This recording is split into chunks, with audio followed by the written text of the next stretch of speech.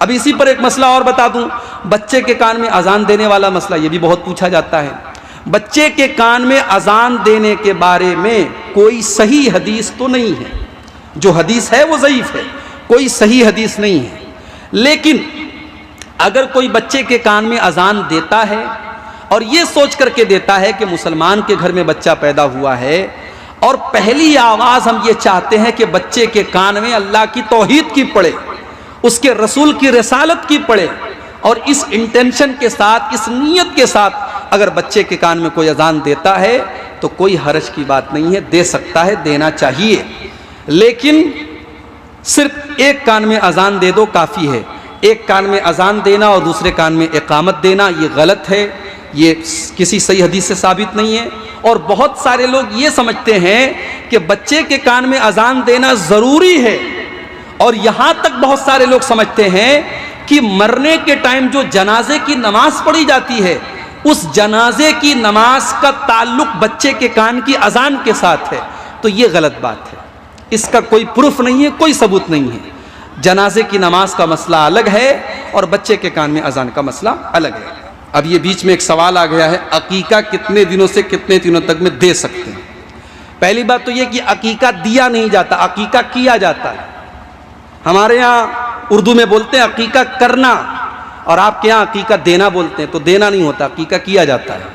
اور عقیقہ کا جو اصل ٹائم ہے وہ 7واں دن ہے، جو سنت ہے، اللہ کے رسول کی حدیث ہے کہ بچہ اپنے عقیقہ کی وجہ سے گروی رہتا ہے۔ اگر ماں باپ کو طاقت ہے اور عقیقہ نہیں کر رہے ہیں، گنہگار ہوں۔ طاقت نہیں ہے الگ بات ہے، طاقت ہے، پیسہ ہے، لیکن پھر بھی عقیقہ نہیں کر رہے، گنہگار ہوں گے۔ اگر کوئی مجبوری نہ ہو تو 7ویں دن کر لینا چاہیے۔ اگر 7ویں دن کسی وجہ سے نہیں کر پائے، کبھی کبھی ایسا ہوتا ہے آپریشن سے ڈیلیوری ہوئی، ابھی بیوی بچہ اسپتال میں ہے، اب آدمی سوچتا ہے یار عقیقہ کریں گے تو بڑا ہڑبڑ ہو جائے گا، تو چلو ہاسپٹل سے چھٹی ہو گئی، 10 دن ہو گیا، 12 دن ہو گیا، 7ویں دن کے بعد آپ کبھی بھی کر سکتے ہیں۔ ایک حدیث میں آیا ہے کہ اگر 7ویں دن نہیں ہو پایا تو 14ویں دن کرو، 14ویں دن نہیں ہوا تو 21ویں دن کرو، مگر وہ حدیث صحیح نہیں ہے۔ اگر 7ویں دن آپ نہیں کر پائے تو اس کے بعد کبھی بھی کر سکتے ہیں، کوئی مسئلے کی بات نہیں ہے، لیکن سب سے افضل یہ ہے، سب سے بہتر یہ ہے کہ 7ویں دن کیا جائے۔ اور جب آپ عقیقہ کریں گے تو اسی دن بچے کا بال بھی منڈن کروا دیجئے، بچے کا بال مڈوا دیجئے، اور بچے کے بال کے وزن کے برابر، ظاہر ہے بچے کا بال کتنا ہوگا، 1.5 کلو ہوگا زیادہ ہے کہ نہیں، تو اس بچے کے بال کے برابر چاندی آپ کو صدقہ کرنا ہے، جو بھی ہے اس کا 10 گرام 20 گرام 50 گرام جو بھی وزن ہو، اس بال کے وزن کے برابر آپ کو چاندی اللہ کی راہ میں صدقہ کرنا ہے۔ یہ بھی سنت ہے اللہ کے رسول کی۔ تو بات میں کچھ اور کر رہا تھا، یہ بیچ میں سوال آ گیا۔ میں یہ کہہ رہا تھا کہ ایمان اتنی قیمتی چیز ہے کہ مرتے دم تک آپ کو اپنے ایمان کی حفاظت کرنی ہے۔ وَلَا تَمُوتُنَّ إِلَّا وَأَنْتُمْ مُسْلِمُونَ، تمہیں موت نہ آئے مگر اسلام کی حالت میں۔ اللہ کے نبی کے چچا ابو طالب اللہ کے نبی سے بہت پیار کرتے تھے، بہت محبت کرتے تھے، مشکل وقت میں ساتھ دیتے تھے۔ ابو طالب کے انتقال کا ٹائم آیا، بخاری کے الفاظ ہیں، اللہ کے پیارے نبی اپنے چچا کے پاس پہنچے، وہاں پہ 2 گرو گھنٹال بھی بیٹھے تھے، ابو لہب بھی بیٹھا تھا، ابو جہل بھی بیٹھا تھا، اور عبداللہ بن ابی امیہ بھی بیٹھا تھا، 2 کافر اور مشرک بھی بیٹھے تھے۔ اللہ کے نبی نے فرمایا، اے میرے چچا، آپ ایک مرتبہ لا الہ الا اللہ پڑھ لیجئے، میں اللہ کے یہاں اس کلمے کی وجہ سے آپ کے لیے بحث کروں گا اور آپ جنت میں چلے جائیں گے اگر آپ کا خاتمہ توحید پر ہو جائے گا۔ اللہ کے نبی تو یہ کہہ رہے تھے، اور وہ جو دونوں گرو گھنٹال بیٹھے تھے وہ کیا کہہ رہے تھے؟ وہ کہہ رہے تھے، یا ابا طالب اترغب عن ملت عبد المطلب، اے ابو طالب کیا تم اپنے باپ دادا کے طریقے کو چھوڑ دو گے؟ دیکھو، باپ دادا کے نام کی دھمکی دینا یہ بڑا پرانا کام ہے۔ آج بھی کسی کو کوئی اچھی بات بتاؤ تو کیا کہتا ہے؟ ارے باپ دادا تو ایسا کرتے تھے، باپ دادا تو ویسا کرتے تھے۔ باپ دادا کوئی دلیل نہیں ہے شریعت میں۔ اگر باپ دادا کوئی کام غلط کرتے تھے تو آپ اس کو دلیل مت بنائیے، آپ اس پر عمل کیجئے جو صحیح ہے، جو قرآن سے ثابت ہے، جو حدیث سے ثابت ہے۔ باپ دادا جہیز دیتے تھے، آپ بھی جہیز دیں گے۔ باپ دادا بارات لے کے جاتے تھے، آپ بھی بارات لے کے جائیں گے۔ باپ دادا آپ کے اگر آپ دیکھیں گے تو 4-5 نسل پیچھے ہو سکتا ہے آپ کے باپ دادا غیر مسلم رہے ہوں، ان کا نام نتھو رام رہا ہو، اس کا نام کوئی غیر مسلم نام رہا ہو، تو کیا آپ ان کے طریقے پر چلیں گے؟ ابو طالب کے سامنے ابو جہل نے اور عبداللہ بن امیہ نے کہا، اے ابو طالب، سوچ سمجھ کر کے فیصلہ کرنا، کیا تم اپنے باپ دادا کے طریقے کو چھوڑ دو گے؟ بخاری کے الفاظ ہیں، ابو طالب کی زبان سے جو آخری جملہ نکلا وہ کیا نکلا؟ علی ملت عبد المطلب، میں اپنے باپ کے طریقے پر دنیا سے جا رہا ہوں۔ ابو طالب نے کلمہ نہیں پڑھا، ابو طالب ایمان نہیں لائے۔ اللہ کے نبی فرماتے ہیں، جب میرے چچا کا انتقال ہو گیا میں نے اللہ سے دعا کی کہ اللہ تو میرے چچا کو معاف کر دے۔ اللہ نے فرمایا، اے میرے نبی، ہم تیرے چچا کو معاف نہیں کر سکتے کیونکہ وہ ایمان کے اوپر دنیا سے نہیں گئے۔ کتنی بڑی بات ہے، اللہ نے ہم سب کو ایمان والا بنایا ہے۔ ارے پھٹیچر ہیں، پھٹے حال ہے، غریب ہیں، کمزور ہیں، کچھ نہیں ہمارے پاس، اگر ایمان ہے تو ہم سے بڑا کوئی دولت والا نہیں ہے۔ اپنے ایمان کی حفاظت کرو میرے بھائی، یہ ایمان اتنی بڑی چیز ہے۔ صحیح مسلم کے الفاظ ہیں، اللہ کے نبی اپنی ماں کی قبر پر جاتے ہیں، صحابہ بھی آپ کے ساتھ میں۔ ماں کی قبر پہ جانے کے بعد جب آپ اپنی ماں کی قبر پہ جاتے ہیں، 6 سال کی عمر میں آپ نے ماں کو کھو دیا تھا۔ ماں کا پیار آپ کو یاد آتا ہے، ماں کی ممتا آپ کو یاد آتی ہے۔ آپ تو پیدا ہوئے تھے، باپ کا سایہ بھی نہیں تھا، اور 6 سال کی عمر میں اللہ نے آپ کی ماں کو بھی اٹھا لیا تھا۔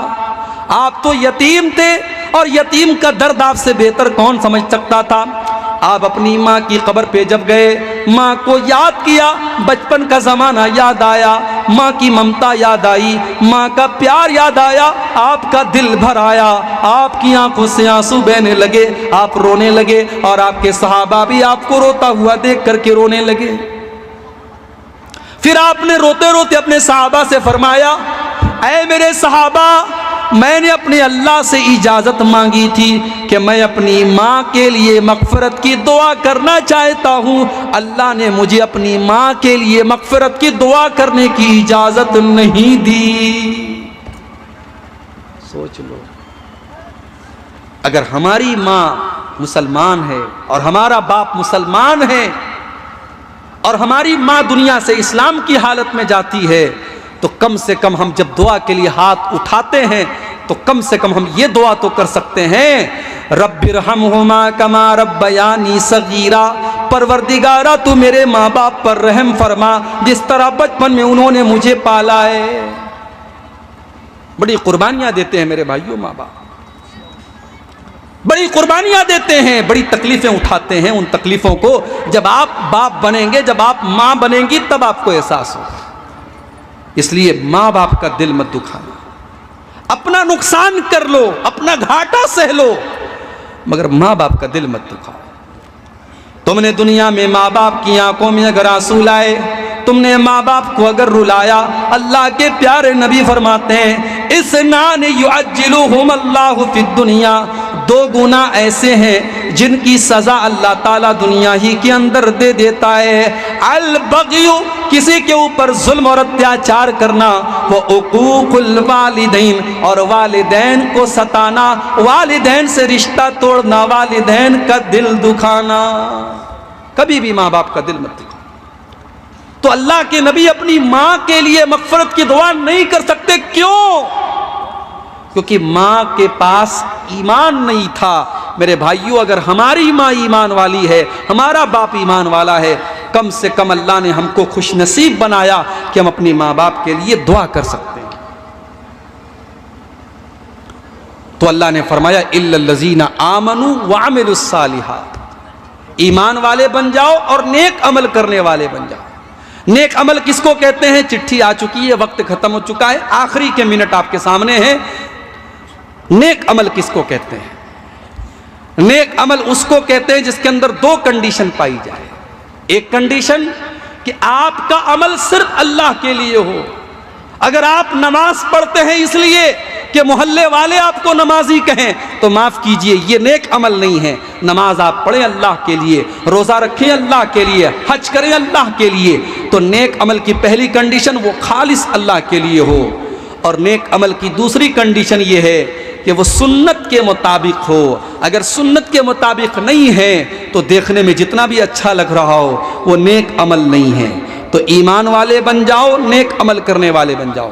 وَعَمِلُوا الصَّالِحَاتِ وَتَوَاصَوْا بِالْحَقِّ، اور حق بات کی ایک دوسرے کو تبلیغ کرو، دعوت کرو، نصیحت کرو. اگر آپ نمازی ہیں، آپ کا پڑوسی نماز نہیں پڑھ رہا ہے، کسی دن پڑوسی کو چائے پلا دیجئے، میرے بھائی نماز پڑھا کرو. کم سے کم وہ 1 منٹ کے لیے سوچے گا کہ اس نے مجھے چائے پلائی ہے، میرا پڑوسی ہے، مجھے نماز کے لیے کہہ رہا ہے، چلو میں بھی نماز پڑھ لیتا ہوں. اور اگر آپ کے کہنے سے آپ کا پڑوسی نماز پڑھنے لگا تو اس کو تو نماز کا ثواب ملے گا ہی ملے گا. وہ جتنی نمازیں پڑھے گا اتنا ثواب آپ کو بھی ملتا چلا جائے گا. وَتَوَاصَوْا بِالْحَقِّ، حق بات کی وصیت کرتے چلے جاؤ. جس طریقے سے آپ اچھی بات دوسروں کو بتائیں گے اس کا ثواب ملے گا. اور گندی اور غلط بات دوسرے کو شیئر کریں گے. کوئی گندا فوٹو آیا آپ نے شیئر کر دیا، دوسرے کو فارورڈ کر دیا، کوئی غلط بات دوسرے کو بتا دی، تو جتنی غلط بات آپ پھیلائیں گے اور لوگ اس کو سنیں گے اور دیکھیں گے اتنا گناہ بھی آپ کے نام اعمال میں لکھا جائے گا.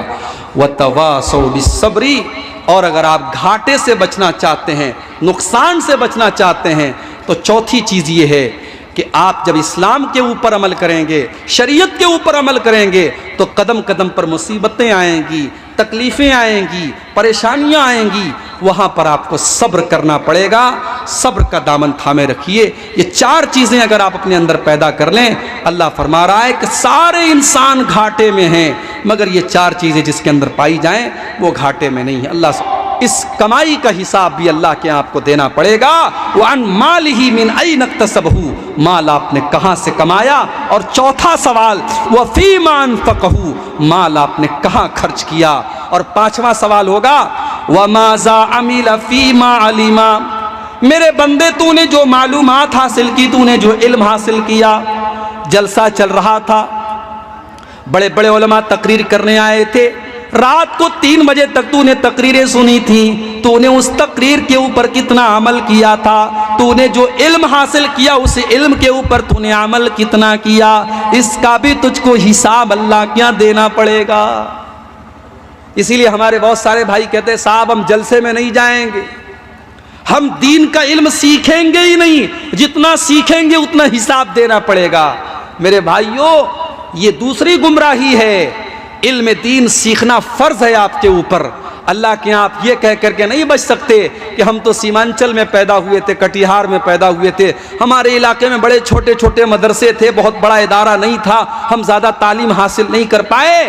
دین کا جو بیسک علم ہے، دین کا جو ضروری علم ہے وہ کٹیہار اور سیمانچل کے مسلمان سے بھی پوچھا جائے گا اور یو پی کے مسلمان سے بھی پوچھا جائے گا اور دنیا کے ہر مسلمان سے اور ہر مومن کو قبر کے اندر سوال کا جواب دینا پڑے گا. تیرا رب کون ہے، تیرا دین کیا ہے اور تیرے نبی کون ہیں؟